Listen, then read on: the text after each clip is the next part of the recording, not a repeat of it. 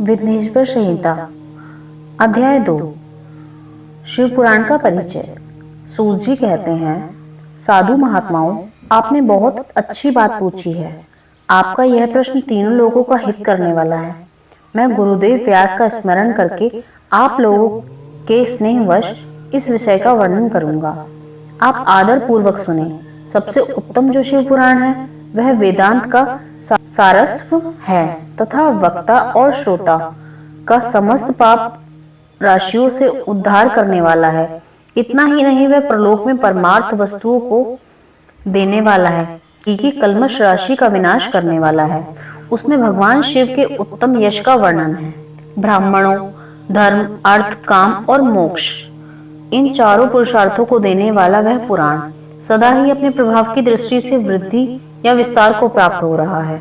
विप्रवरो, उस सर्वोत्तम शिव पुराण के अध्ययन मात्र से वे कलयुग के पाप शक्त जीव श्रेष्ठतम गति को प्राप्त हो जाएंगे।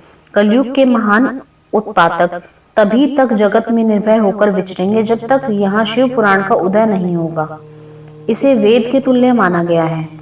इस वेद कल्प पुराण का सबसे पहले भगवान शिव ने ही प्रणीत किया था। विंध्येश्वर संहिता, रुद्र संहिता, विनायक संहिता, उमा संहिता, मात्र संहिता, एकादश रूप रुद्र संहिता, कैलाश संहिता, शत रुद्र संहिता, कोटि रुद्र संहिता, सहस्त्र कोटि रुद्र संहिता, वायव्य संहिता तथा धर्म संहिता। इस प्रकार इस पुराण के 12 भेद हैं। भेद या खंड कह सकते हैं। यह 12 संहिताएं अत्यंत पुण्यमयी मानी गई हैं। ब्राह्मणों, अब मैं उनके श्लोकों की संख्या बता रहा हूँ। आप लोग वह सब आदर पूर्वक सुने। विंध्येश्वर संहिताओं में 10,000 श्लोक हैं। रुद्र संहिता, विनायक संहिता, उमा संहिता और मात्र संहिता, इनमें से प्रत्येक में 8-8 हजार श्लोक हैं। ब्राह्मणों, एकादश रूप संहिता में 13,000, कैलाश संहिता में 6,000, शत रुद्र संहिता में 3,000, कोटि रुद्र संहिता में 9,000, सहस्त्र कोटि रुद्र संहिता में 11,000, वायव्य संहिता में 4,000 और धर्म संहिता में 12,000 श्लोक हैं।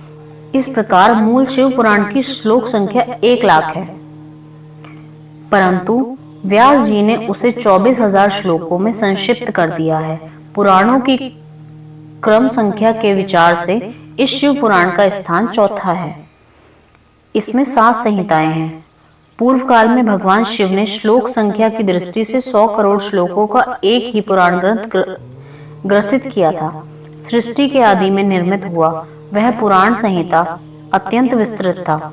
फिर द्वापर आदि युगों में द्वैपायन आदि महर्षियों ने जब पुराण का 18 भागों में विभाजन कर दिया, उस समय संपूर्ण पुराणों का संक्षिप्त स्वरूप केवल 4 लाख श्लोकों का रह गया।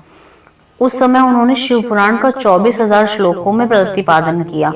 यही इसके श्लोकों की संख्या है।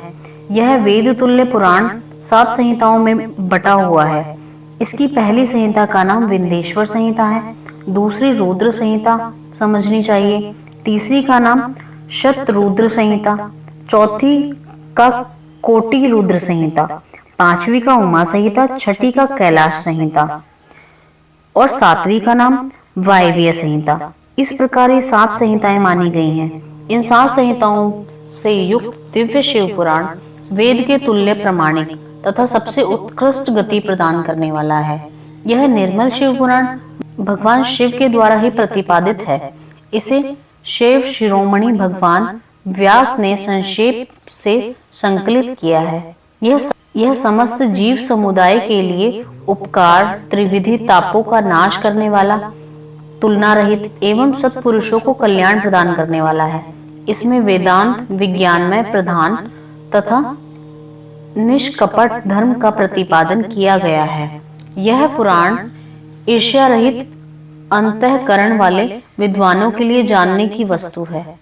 इसमें श्रेष्ठ मंत्र समूह का संकलन है तथा धर्म, अर्थ और काम, इस त्रिवर्ग की प्राप्ति के साधन का भी वर्णन है।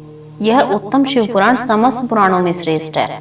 वेद वेदांत में वेग रूप से विलसित परम वस्तु परमात्मा का इसमें गान किया गया है, जो बड़े आदर से इसे पढ़ता है और सुनता है वह भगवान शिव का प्रिय होकर परम गति को प्राप्त कर लेता है।